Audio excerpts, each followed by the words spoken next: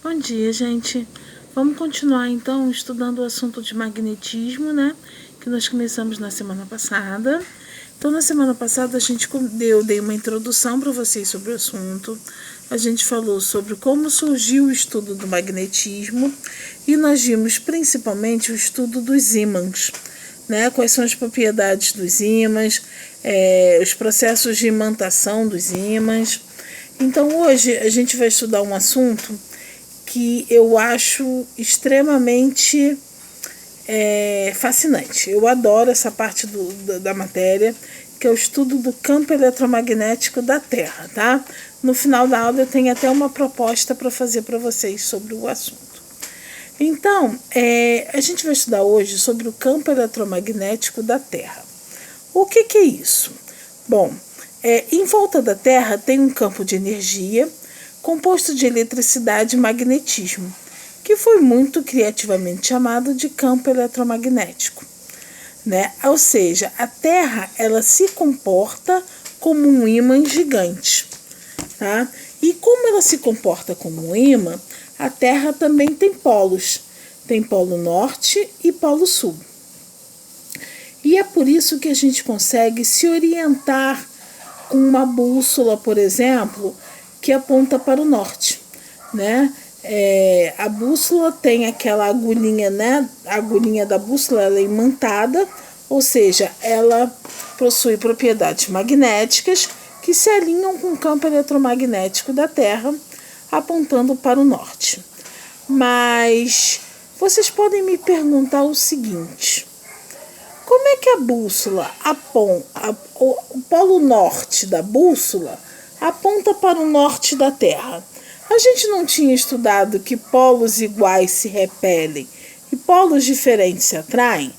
Então, por que o polo norte da bússola aponta para o polo norte da Terra? Tem alguma coisa errada aí, né?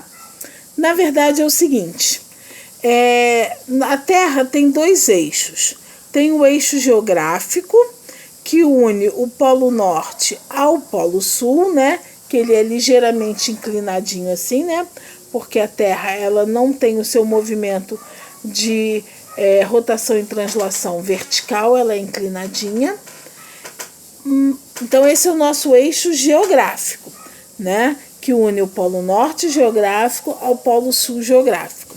Agora, muito próximo ao eixo geográfico, a gente tem um outro eixo, que é o eixo magnético, tá? Ele é distante do eixo geográfico somente 11,5 graus. É bem pouquinho, né?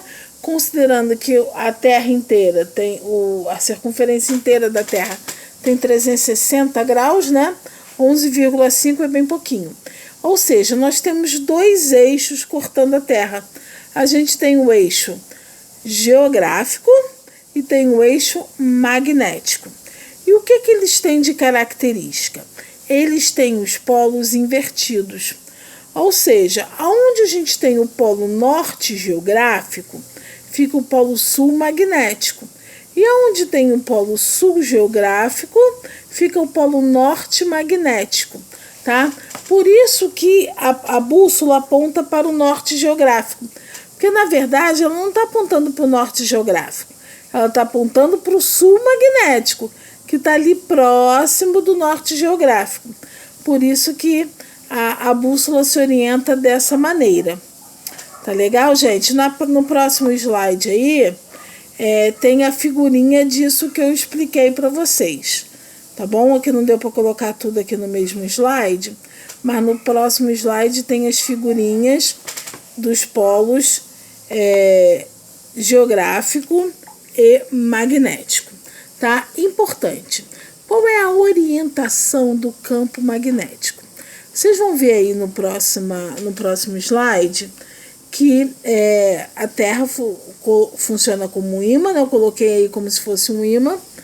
E o campo magnético sai do polo norte magnético para o polo sul magnético, ou seja, do polo sul geográfico para o norte geográfico.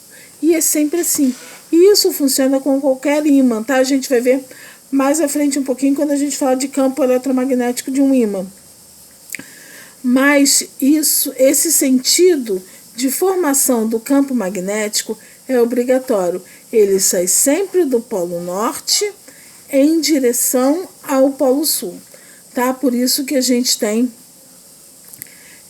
esse sentido de campo magnético, tá legal? Outro detalhe, o campo magnético ele é sempre mais próximo ele é sempre mais intenso quanto mais próximo dos polos ele for, tá legal? Ele próximo dos polos, esse campo magnético é mais intenso. E a gente tem uma série de consequências sobre isso.